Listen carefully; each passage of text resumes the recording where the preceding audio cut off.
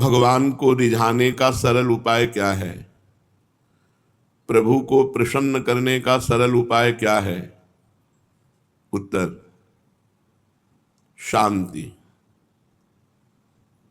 अव्यर्थ कालत्व, विरक्ति, मान शून्यता, आशाबंध, समुत्कंठा, नाम गान में सदा रुचि, आसक्ति गुणाख्यान में, प्रीति लीला स्थली में। हर समय हमें शांत रहना है। शांत, सहनशील, क्षमाशील, जितेंद्रियता। हमारी इंद्रियां, हमारा मन कुछ गलत करना चाहते हैं तो हमको नाम जप जोर से प्रारंभ कर देना है और उनकी गलत प्रेरणा को नहीं करना है। कोई हमें गाली दे रहा है, कोई सम्मान कर रहा है, हमको दोनों में समान रहना है। शांत साधु का पहला स्वरूप है, साधक का पहला स्वरूप है, जो हमारे भगवान का स्वरूप है। भगवान का स्वरूप क्या है? शांताकारम, शांत। साधक से त्रुटि तब हो जाती है जब वो मन और इंद्रियों की प्रेरणा के अनुसार चलने लगता है। फिर बड़ा अपमान होता है, तिरस्कार होता है, परमार्थ छूट जाता है, जीवन व्यर्थ हो जाता है। इसलिए साधक को इस विषय पर विशेष ध्यान देना है कि जब तक हमें भगवत प्राप्ति नहीं होती तब तक हमारी इंद्रियां और हमारा मन दगाबाज है, धोखेबाज है, मित्र की तरह व्यवहार करके शत्रु का कार्य करा लेता है। 2 मिनट प्रेरित करके गलत करवा देगा और पूरे जीवन उसे भोगना पड़ेगा। पूरे जीवन जेल सजा आदि भोगनी पड़ती है। बहुत विवेक पूर्वक इस मार्ग में चलना है। इस मार्ग में अगर आप थोड़ा भी चूक कर गए तो गिर गए, पतित हो गए। हमसे भजन कम हो रहा है, साधना कोई नहीं हो रही, पर हमसे असाधन भी नहीं हो रहा और हम भगवत आश्रित पड़े तो भगवत प्राप्ति हो जाएगी। ये हमारी बात कान खोल के सुन लो। तुम बहुत साधन करते हो और असाधन भी हो रहा है, भगवत प्राप्ति नहीं होगी, कई जन्म नहीं होगी। आपसे ज्यादा साधना भी नहीं बन रही, ज्यादा भजन भी नहीं हो रहा, पर आपसे पाप कर्म भी नहीं हो रहे। आप भगवान के आश्रित पड़े हो तो आपको भगवत प्राप्ति हो जाएगी। हमारी बात पे विश्वास करो, क्योंकि आप भगवत आश्रित हो। साधक को हर समय यह ध्यान रखना चाहिए कि हमारा लक्ष्य क्या है। हम उन साधकों से बात कर रहे हैं जो भगवत प्राप्ति करना चाहते हैं, जिनको भोजन नहीं मिल रहा था, अच्छा भोजन के लिए, अच्छी सुविधा के लिए बाबा जी बने, वो तो आप नरक जाएंगे ही, औरों को भी ले जाएंगे। पक्की बात समझ लो। जो भगवत प्राप्ति का लक्ष्य लेकर के संत वेश में आया या वृंदावन आया या सत्संग सुन रहा है, उसको ये लाभ की बातें समझ में आएंगी। हमारा मन और हमारी इंद्रियां प्रकृति से युक्त है, प्रकृति रूपी सामग्री से बनी हुई है और प्रकृति की तरफ इनका आकर्षण है, परमात्मा की तरफ नहीं है। अब हमको इनको उल्टा करना है। जो मनाखष्टान इंद्रियाणि प्रकृति स्थाने कर सती, उनको परमात्मा की तरफ ले जाना है। बड़ा काम है। इनकी धारा बह रही प्रकृति की तरफ, हमको धारा बहानी है राधा की तरफ, किशोरी जी की तरफ। अब हमको हर समय सावधान रहना है कि ये मन, ये बुद्धि, ये इंद्रियां कहीं ऐसी हमको सलाह तो नहीं दे रही जो हमें प्रकृति में फंसाने वाली हो, माया में फंसाने वाली हो, भोगों में फंसाने वाली हो। यदि उनकी ऐसी सलाह है तो एक उपाय है, खूब जोर जोर से नाम कीर्तन करो, उनकी सलाह सुनो मत। राधा वल्लभ श्री हरिवंश, राधा वल्लभ श्री हरिवंश, सुनो ही मती। अगर सुन लिया आपने तो उनका स्वभाव है और प्रभाव है। वो प्रमथन स्वभाव की इंद्रियां और मन आपके मन को मथित करके आपसे गलत करवा ही लेंगी, और गलत हो गया, क्रिया गलत हो गई तो परिणाम फिर उसका आता है। अवश्य में वो भोक्तव्यम कृतम कर्म शुभाशुभम। जो तुमने किया उसका फल तुम्हें भोगना पड़ेगा। फिर हो सकता है आप परमार्थ से बहुत दूर हो जाए। इसलिए पहला भगवान को प्रसन्न करने का उपाय, पहला शांत रहो। कोई ऐसी हलचल मत करो जो परमार्थ से विमुख कर दे। तुम्हें गाली दे कोई, तुम्हारा अपमान करे कोई, तुम्हें परेशान करे कोई, तुम सह लो, लेकिन तुम्हारे द्वारा शांत व्यवहार होना चाहिए। किसी का चित्त दुखे, किसी को उद्वेग प्राप्त हो, कोई अशांति को प्राप्त हो, ऐसा साधक नहीं होना चाहिए। ऐसा साधक चल भी नहीं पाएगा परमार्थ में। वो 2-4 साल इधर उधर खा पी कर समय व्यतीत करे, वो क्या भ्रष्ट हो जाएगा, वो नहीं चल पाएगा। दूसरा है अव्यर्थ कालत्वम। भगवान को प्रसन्न करने का दूसरा उपाय अव्यर्थ कालत्वम। एक भी मिनट हमारा व्यर्थ नहीं जाना चाहिए, इस पर बहुत जोर ध्यान देना चाहिए। साधक व्यर्थ में बातें करते हैं, व्यर्थ में इधर उधर देखते हैं, व्यर्थ में अपने समय को नष्ट करते हैं, और हमारा शास्त्र आदेश कर रहा अव्यर्थ कालत्वम। एक मिनट भी व्यर्थ नहीं जाना चाहिए। राधा राधा राधा राधा, कभी वाणी पाठ, कभी नाम जप, कभी मंत्र जप, कभी भगवत लीला गुणानुवाद श्रवण, जो लीला गुण का चिंतन, भगवत सेवा, एक भी मिनट हमारा व्यर्थ नहीं जाना चाहिए। 24 घंटा की दिनचर्या में देखना चाहिए कि हमारा कौन सा समय व्यर्थ गया, क्योंकि हमें भगवान को प्रसन्न करना है, प्रभु को प्रसन्न करना है। तो अव्यर्थ कालत्वम, सेवक जी महाराज जी ने कहा है, कबहू काल वृथा नहीं जाए, संतत सकल सुनो चितलाए, श्री हरिवंश प्रताप जस। कभी भी काल माने समय, एक मिनट भी हमारे जीवन का व्यर्थ नहीं जाना चाहिए। अगर एक मिनट का जीवन व्यर्थ चला गया तो वो मिनट जीवन में दोबारा नहीं मिलने वाला, गया। बहुत पीड़ा होनी चाहिए यदि एक मिनट भी भगवान नाम छूटे, भगवत चिंतन छूटे। तो साधक वही है जो प्रभु को प्रसन्न करना चाहता है। उसके लिए अव्यर्थ कालत्वम, एक क्षण भी हमारा व्यर्थ नहीं जाना चाहिए। अगर ये आप सूत्र पकड़ लें अव्यर्थ कालत्वम, तो आपसे कोई गलती होगी ही नहीं, क्योंकि जहां गलती की प्रेरणा होगी वहां तुरंत मन में आ जाएगा हमारा समय राधा राधा राधा राधा, हमारा समय व्यर्थ नहीं जाना चाहिए। राधा वल्लभ श्री हरिवंश। तीसरा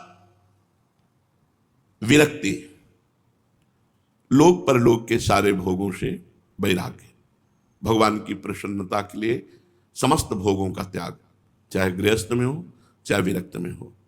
अगर मनमानी आचरण करोगे तो भगवत मार्ग में चल नहीं पाओगे। आनंद, ऐसा आनंद मिलता है कि ना बोलने का मन होता, ना देखने का मन होता, ना खाने का मन होता। मतलब एक अजीब स्थिति होती है आनंद की, एक अजीब स्थिति, उत्साह रहित आनंद है और उत्साह रहित। न बोलने का उत्साह, न खाने का उत्साह, न मिलने का उत्साह, न जीने का उत्साह रहित। एक अद्भुत उन्मनी अवस्था। जब आप निरंतर भजन करेंगे तो आपको एक एक मंत्र में जैसे शहद चाटो तो कैसा लगता है। ये तो प्राकृतिक बात रही। अप्राकृतिक, राधा नाम सुधा रसम रसीतुम जिह्वास तुम्हें विह्वला, ऐसा एक नशा चढ़ता है भजन का, एक नाम का नशा चढ़ता है। तो उसे भोग अच्छे ही नहीं लगते। हम कह रहे हैं किसी स्त्री को देख करके आपको लगता है बहुत सुंदर है, तो यदि आप रूप देखना चाहते हो तो सुंदरता की सीमा को देखो ना। सखिया कितनी सुंदर है श्री जी की, श्री जी कितने सुंदर हैं, सुंदरता के सागर हैं लालजू। कहाँ नेत्र ले जा रहे हो? मलमूत्र बनाने वाली मशीन ये शरीर है, ऊपर से चमड़ा ढका हुआ है। क्या मिलेगा? मिलेगा क्या? सार क्या है? क्या सार है स्त्री शरीर में और पुरुष शरीर में? क्या सार है? विचार करके देखो तो तुम्हारा आकर्षण खत्म हो जाएगा। जो तुम सुंदरता देख रहे हो वो क्षण क्षण में नाश को प्राप्त हो रही, और अबहीं और अबहीं और अबहीं और है। ये कौन बात जो ये सुंदरता देखने की चेष्टा करो। भगवान के मार्ग में आए हो, परम सुंदर भगवान जिनको राक्षस देखकर भी मोहित हो गए, चाहे राम रूप हो या श्याम रूप, जो मारने आए थे वो भी देखकर मोहित हो गए। इतना सुंदर रूप, हम इनको सुंदर कहें? संसार के पंचभूतों से बने हुए ढांचे को सुंदर कहें? अरे चिदानंद की उपासना करने वाले साधक पंचभूतों से वैराग्य धारण करना है, अपने शरीर से दूसरे के शरीर। ये सुंदर है। नाक देखो तो गंदी बह रही, कान में डालो तो मल निकल रहा, ककार के थूको तो गंदगी, और नीचे तो गंदगी के भंडार है मलमूत्र के द्वार। क्या सुंदर? तुम्हारी बुद्धि असुंदर हो रही, इसलिए तुमको संसार सुंदर लग रहा है। नहीं तो भगवान से बढ़कर कौन है? सुंदरता के समुद्र, लावण्य के समुद्र भगवान है। तो प्रिया जी को क्या कहना? वैदग्ध सिंधुर अनुराग रसैक सिंधुर, वात्सल्य सिंधु रति सांद कृपैक सिंधु, लावण्य सिंधु रमत छवि रूप सिंधु, श्री राधिका स्फुरत में हृदय के सिंधु। थोड़ा तो धैर्य धारण करो। इन मलमूत्रों के दरबारों पर रति करने के लिए थोड़ी मनुष्य शरीर मिला है। मनुष्य शरीर मिला है विरक्ति, लोक परलोक के समस्त भोगों से त्याग करना। पहला है शांतम, शांत रहो। दूसरा है अव्यर्थ कालत्वम, 1 मिनट भी समय खाली नहीं जाना चाहिए। तीसरा है विरक्ति, लोक पर लोक के भोगों से वैराग। कहां नाम जप नहीं चल रहा है इसलिए प्यारे तुम्हें अच्छा लग रहा है, कुछ अच्छा नहीं लगता, जीना भी अच्छा नहीं लगता। जिस मृत्यु से तुम भयभीत होते हो उस मृत्यु को गले लगाने की इच्छा होती। इसलिए हर समय नाम जप करो। यदि भगवत मार्ग में विजय प्राप्त करना है तो हमारी बात मान लो, हर समय नाम जप करो। खाली मन शैतान का घर है। हानि हरिवंश के नाम अंतर परे, लाभ हरिवंश उच्चरत वाणी। हानि हो जाएगी, बहुत हानि हो जाएगी। इतना आप लोग सत्संग सुनते हैं, अगर मनन नहीं करेंगे, उसको अपने चिंतन में नहीं लाएंगे, तो ये समय तो सार्थक गया जिस समय सुन रहे हो, लेकिन अन्य समय आपका सार्थक नहीं हो पाएगा। अन्य समय सार्थक करने के लिए आपको सुने हुए वचनों का मनन करना चाहिए। चौथा, मान शून्यता। साधक जब साधना करता है, भगवान नाम जप करता है, ब्रह्मचर्य से रहता है, तो उसको अपने में श्रेष्ठता का भाव ना आने देना चाहिए कि और सब तो बेविचारी गृहस्थ संसारी, हम तो ब्रह्मचारी, हम तो पवित्र, हम तो नाम जापक, हम तपस्वी। ऐसा नहीं आना चाहिए। सब ही मान प्रद आप अमानी। भक्त अमानी होता है, सबको सम्मान देता है, सबसे मृदु भाषा। बड़े बड़े संतों को देखा, वयोवृद्ध सिद्ध संतों को ऐसे बात करते हैं, हाथ जोड़कर एक दास की तरह नम्रता पूर्वक बात करते हैं। सब ही मान प्रद, दूसरों को मान देना और अपना मान शून्यता। भगवान को प्रसन्न करने का उपाय क्या है? मान शून्यता। आप में तनिक भी मान की गंध न रह जानी चाहिए। कोई प्रणाम करे, कोई नमस्कार करे, तो ऐसे देखना चाहिए कि इसकी श्रद्धा है इस वेश पर, ये वेश गुरुदेव का दिया हुआ है और ये वेश भगवान का है, ये तो गुरु और भगवान की दंडवत हो रही, हमारी थोड़ी दंडवत हो रही। और सच्ची बात है, अभी आप पैंट शर्ट पहन लो, भला कोई आपको दंडवत करे तो बताना।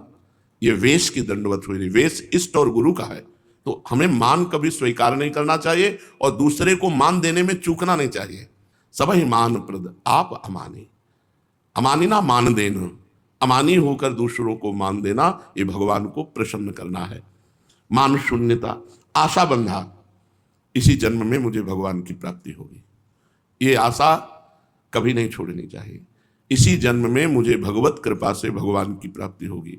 आशास्य दास्यम वृषभानुजायास तीरे समध्यास्त च भानुजाया कदानु वृंदावन कुंज वीथी स्वहम नुराधे हृतिचिर भवेयम।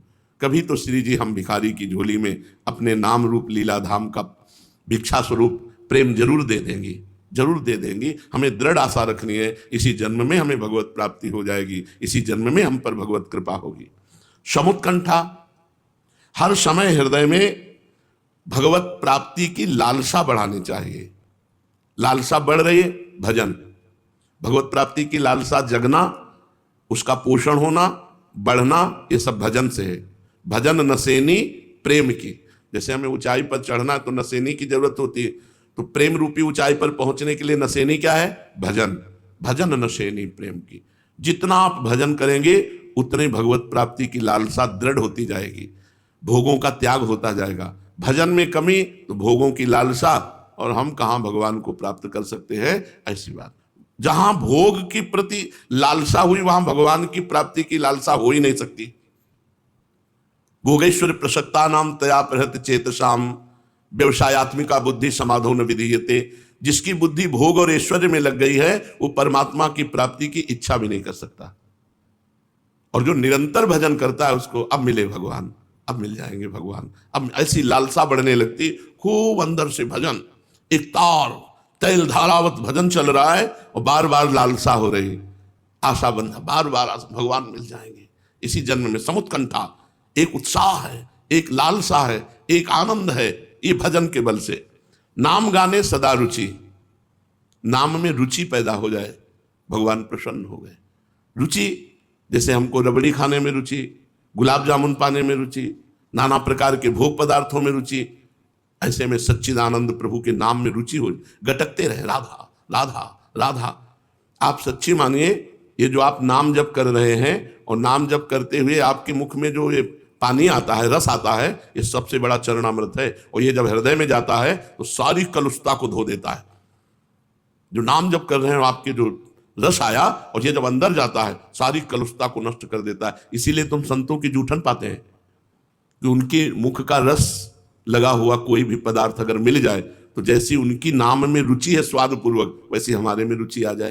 तो जो हम निरंतर नाम जप करते हैं उत्साह पूर्वक, तो नाम का जो रस जाता है वो हृदय को निर्मल कर देता है। मौन होकर अधिक से अधिक नाम गाने सदा रुचि, नाम जप में खूब रुचि रखो। कभी नाम कीर्तन कर रहे हैं, कभी नाम जप कर रहे हैं, कभी नाम लिख रहे हैं, देख रहे हैं एकाग्रता पूर्वक, राधा राधा वल्लभ श्री हरिवंश, राधा वल्लभ श्री। अरे आनंद लूटो। मौज में कौन रहता है? जो भगवान में चित्त जोड़े रहता है। हर समय मृत्यु लोक में दुख, चिंता, उद्वेग, भय, ये सब बने रहते हैं, और इन सब के बीच में आनंद में जीवन वही काटता है जो चित्त भगवान में जोड़े हुए है। तो नाम गाने सदा रुचि, आसक्ति तत् गुणाख्याने, भगवान की चर्चा करने में आसक्ति होनी चाहिए। अगर कोई साधक सुनने वाला हो तो आपस में बैठकर प्रियालाल के रूप की चर्चा, उनके गुण की चर्चा, किसी पद को ले लिया, किसी पंक्ति को ले लिया, उसकी चर्चा आपस में, और नहीं है तो अपने मन को श्रोता बना लिया। अपने मन से भी तो चला जाता है कि मन को बैठा लिया कि सुनो देखो चतुरासी जी में ये पद लिखा है, इस पद का ये भाव है, और अंदर ही अंदर चिंतन कर रहे हैं। उससे प्रभु की लीला में आसक्ति होती है। आसक्ति तत् गुणाख्याने, प्रभु की लीला चरित्रों का श्रवण करना और गान करना, ये भगवान की प्रसन्नता के लिए बहुत जोरदार साधन है। अगर हम भगवान की चर्चा को सुन, देखो हम मिठाई वाले को नहीं देखते कि काला है कि गोरा है कि पवित्र है कि अपवित्र। मिठाई पसंद आई हम ले लेते हैं। ऐसे हमको ये नहीं देखना चाहिए कि कौन बोल रहा है, क्या बोल रहा है, ये हमें देखना चाहिए। वो आचार्य की महिमा बोल रहा है, गुरु की महिमा बोल रहा है, इष्ट की महिमा बोल रहा है, किसी भक्ति की महिमा बोल रहा है, तो ये नहीं कौन सुना रहा है, बोले हम अरे ऐसा नहीं होना चाहिए। हम उसी आसक्ति से सुने जैसी आसक्ति से सुनना चाहिए। भगवान की चर्चा कोई भी कह रहा हो, सोचो श्री सुखदेव जी 16 वर्ष के हैं और भगवान पराशर जी व्यास जी के पिता हैं। पराशर जी के पिता शक्ति के पिता वशिष्ठ जी बैठे हुए हैं। मतलब सुखदेव जी के पिता व्यासदेव जी, व्यासदेव जी के पिता पराशर जी, पराशर जी के पिता शक्ति जी के पिता वशिष्ठ जी, बाप बाबा पर बाबा सब वहां बैठे हैं।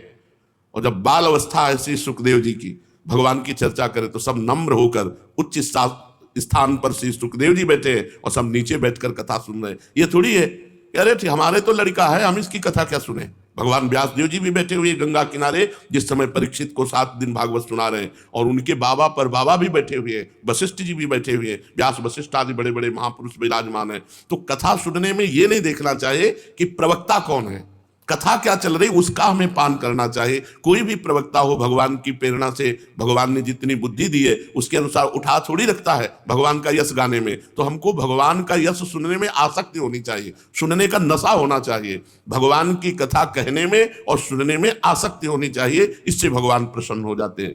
और 9वां, प्रीतिस्तद्वसति स्थले, भगवान की लीला स्थलियों में प्रीति हो जानी चाहिए। हम वृंदावन के बिना जी नहीं सकते। आसक्ति हो जाए प्रभु की लीला स्थली में, अपने इष्ट की लीला स्थली में ऐसी प्रीति, ऐसी आसक्ति हो जाए कि आपको वृंदावन से बाहर जाने की बात आवे तो आपको एक बार रोना पड़े कि वृंदावन के बाहर। ऐसे एक बार दतिया के राजा ने ग्वारिया बाबा को बहुत प्रार्थना की कि आप एक बार दतिया वापस चलिए, वहाँ सब आपके लिए लालायित है। ग्वारिया बाबा ने पहले तो मना किया कि धाम छोड़कर हम कैसे, ऐसे वृंदावन धाम को हम पीठ करके कैसे जाए। जब उन्होंने कहा तो उनका फिर ठीक है, हम कल तैयारी करेंगे, आप हमको लिवा चलना। तो उन्होंने कहा ठीक है। तो उन्होंने सुबह आ जाना, हम तैयार मिलेंगे। तो एक गधा और मुंह में कालिक पोती और ऐसे बैठ गए। बोले हाँ आप तैयार हैं? बोले महाराज आप ऐसे। बोले वृंदावन से जाने के लिए तो यही शोभा देगा, मुख में कालिक पोत के गधे पे बैठ के आप ले चलो जहां तुम्हें ले चलना है। मुख में बोले नहीं आप, जैसे हरिराम व्यास जी एक एक लता से लिपट कर रो रहे हैं कि हम कैसे जी पाएंगे आपके बिना। मधुकर शाह जी उनकी प्रीति देखकर वृंदावन की, वो दोबारा प्रश्न नहीं किए कि आप चलो, छोड़ करके चले गए। तो प्रीतिस्तद वसति स्थले, अपने इष्ट देव की लीला स्थली में ऐसी प्रीति हो कि भाई हम प्राण त्यज सकते हैं लेकिन वृंदावन नहीं छोड़ सकते, हम धाम नहीं छोड़ पाएंगे, हम श्री जी के महल से दूर नहीं रह पाएंगे। तो ये 9 बातें बताई।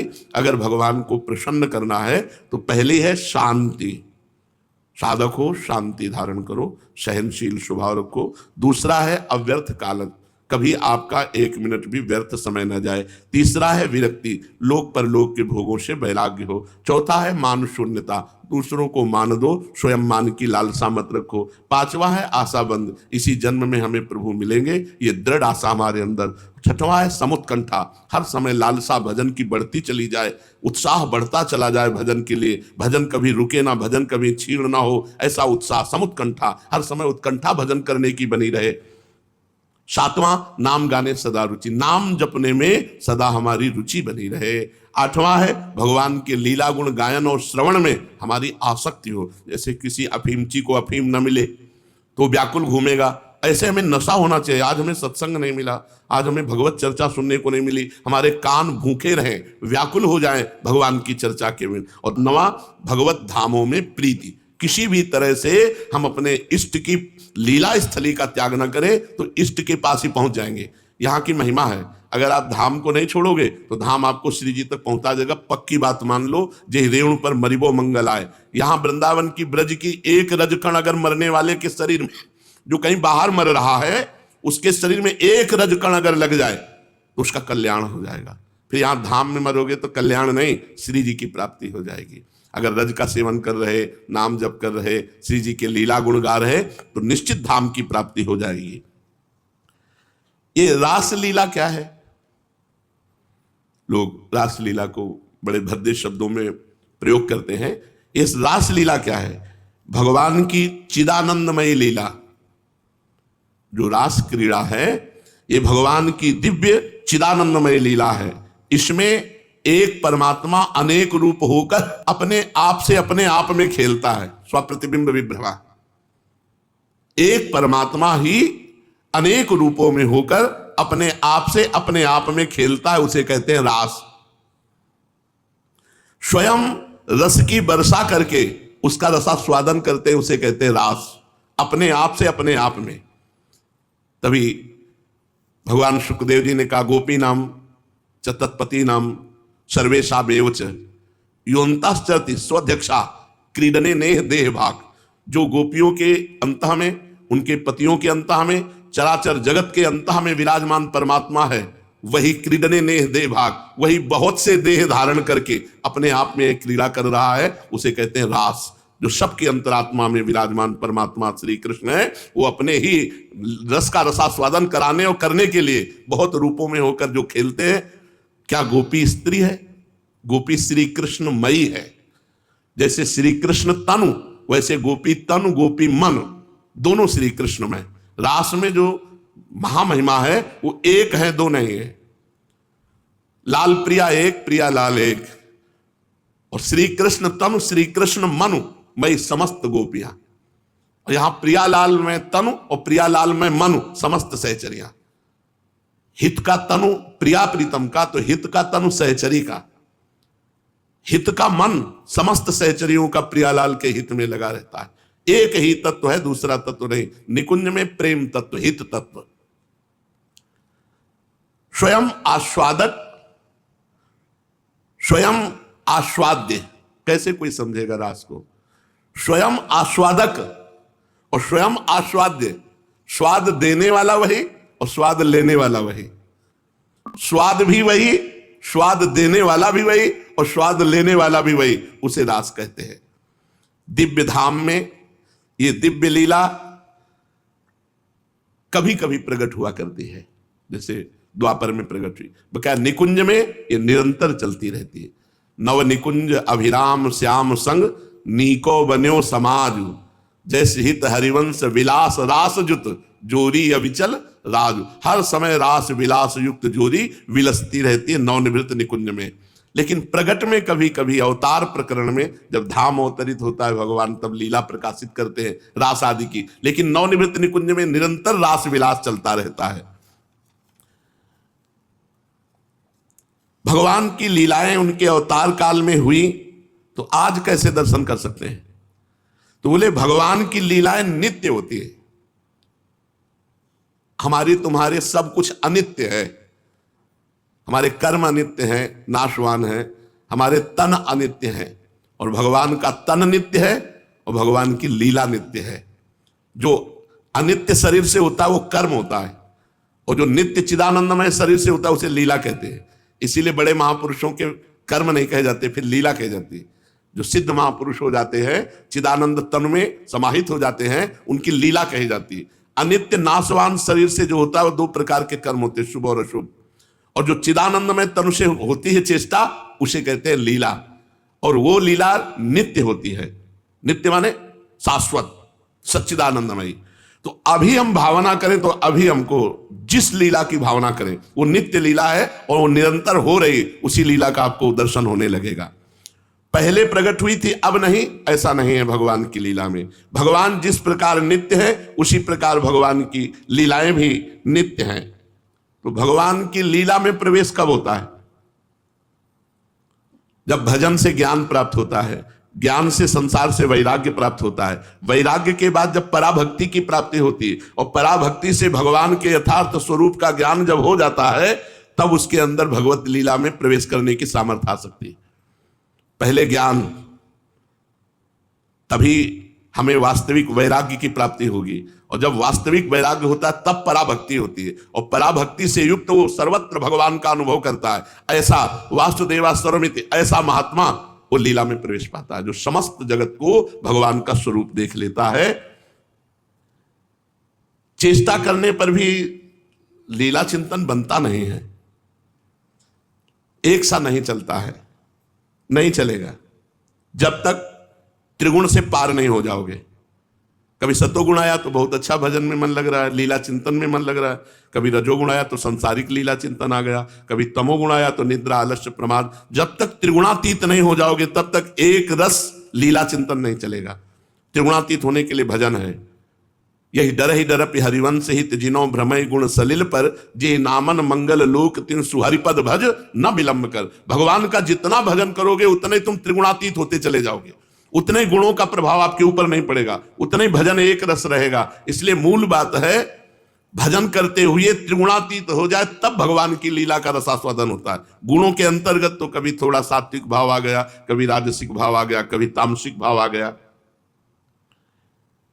क्या लीला चिंतन जैसे हम संसार को देख रहे हैं ऐसे सामने देख सकते हैं? जैसे जैसे संसार को देख रहे हैं ऐसे सामने हमारे लीला दिखाई दे सकती है? हाँ, बिल्कुल दिखाई दे सकती है। इतना भजन करो कि तुम्हारे दिमाग में केवल प्रिया प्रीतम बस जाए, तो केवल प्रिया प्रीतम की लीला दिखाई देने लगेगी। जब प्रिया प्रीतम दिखाई देते हैं तो ना होश होता है और न ज्ञान होता है कि संसार है, केवल प्रिया प्रीतम रहते हैं दिमाग में केवल। पर हमको अपने भजन को इस तरह करना है, कह रहे हैं कि मिलो कभी मत नहीं खबर लो, कभी न दो सुख दुख संवाद, पूर्ण रूप से भूलो मन से, मरने पर भी मेरी करो न याद, पर मैं तुम्हें नहीं भूलूंगी, ताकूंगी न दूसरी ओर, न्योछावर हो चुका तुम्हीं पर, जीवन यह मेरा चित चोर। बोले लीला में प्रवेश पाने के लिए कैसी मना स्थिति चाहिए? मिलो कभी मत, हम तुम्हारा भजन कर रहे हैं, कभी मत मिलो। बिल्कुल ऐसा ही, यही जीवन का सूत्र रहा है, क्योंकि सूत्रधार यही रहे हैं जीवन में। भक्ति मार्ग के सूत्रधार यही रहे, इसलिए यही सूत्र रहा है जीवन में। हमने कभी नहीं कहा प्रियाजू से कि आप हमें मिलो, कभी नहीं कहा। वो अयाचक दृष्टि से दाता हैं, उनकी कृपा का सबसे पहला दर्शन मदन मोहन जी के मंदिर के नीचे हुआ था। प्रियाजू छद्म भेष में आकर के पहले ठगोरी डाली जो, दूसरी बरसाने में गुरुदेव भगवान के साथ वहां से दिखा रहे थे, वो देखो ललिता जी का गांव ऊंचा हार है, वहां एक सखी और प्रियाजू बरसाने वाली है, वो तो वर्षा ही करती रहती है। मिलो कभी मत, मत मिलो कभी, नहीं खबर लो, कभी न दो सुख दुख संवाद, कभी मत पूछो कि तुम सुखी हो कि दुखी हो, कभी मत मिलो। ये हमारी निष्ठा होनी चाहिए। पूर्ण रूप से भूलो मन से, हमें भूल जाओ तुम, मरने पर भी मेरी करो न याद, मैं मर भी जाऊं तो मेरी याद मत करना, पर मैं तुम्हें, ये अपनी तरफ से, यही भजन का स्वरूप है, पर मैं तुम्हें नहीं भूलूंगी, ताकूंगी न दूसरी ओर। कभी मैं आपको नहीं भूल सकती, चाहे कभी मेरी तरफ देखो या ना देखो, मिलो ना मिलो, कभी मेरी बात भी ना छोड़ो, मर जाऊं तो भी मेरी याद ना करो, तो भी मैं तुम्हें ना भूलूंगी और ना कभी दूसरी की ओर देखूंगी। यह निष्ठा चाहिए श्री जी की सेवा में पहुंचने के लिए। न्योछावर हो चुका तुम्हीं पर, जीवन ये मेरा चित चोर। हे चित चोर जुगल सरकार, मैंने अपने जीवन को आपके हवाले कर दिया, मैं बिकी हुई हूं आपकी, दूसरी ओर देख नहीं सकती। भले आप मिलो ना मिलो, आप जानकारी लो ना लो कि दुख में है कि सुख में, मरने पर भी मेरी याद न करना, लेकिन मैं आपकी याद कभी नहीं भूल सकती और दूसरी की ओर आंख उठाकर नहीं देख सकती। अपने प्राणों को मैंने आपके चरणों में न्यौछावर कर दिया। मरण समय मानस तल में रख, मस्तक बंद तुम्हारी गोद, निरख तुम्हें अपलक नेत्रों से, मैं मर जाऊंगी अतिमोद। आप ना, पर मैं तुम्हारा ही ध्यान करते हुए, तुम्हारे चरणों में ही मस्तक रखते हुए प्राण त्यागूंगी। ये मेरी भावना है, एकाकी प्रेम, इसे एकाकी प्रेम कहते हैं। मरने पर भी सदा रहेगा मेरा तुमसे प्रिय संबंध, टूट नहीं सकता वो जहां न होती काम कलुष की गंध। मेरी कोई कामना नहीं, केवल भजन, आपका भजन, आपके लिए भजन। आप भले हमारी तरफ कभी ना देखो, कभी ना पूछो, कभी ना ध्यान करो, पर प्रभु मैं आपको नहीं छूट। जो ऐसा भजन करता है वो नित्य लीला में प्रवेश पा जाता है। लीला चिंतन करने वाला बाहर से पहचाना जा सकता है कि लीला चिंतन कर रहा है? नहीं, बाहर से कोई भी लक्षण ऐसा नहीं है जिससे हम पहचान सके कि अंतर में लीला में डूबा हुआ है। असल चीज ये सूक्ष्म मन की होती है। अंतस्तल में सूक्ष्म मन से लीला चिंतन होता है। दिखाई तो सब बाहर से देता है।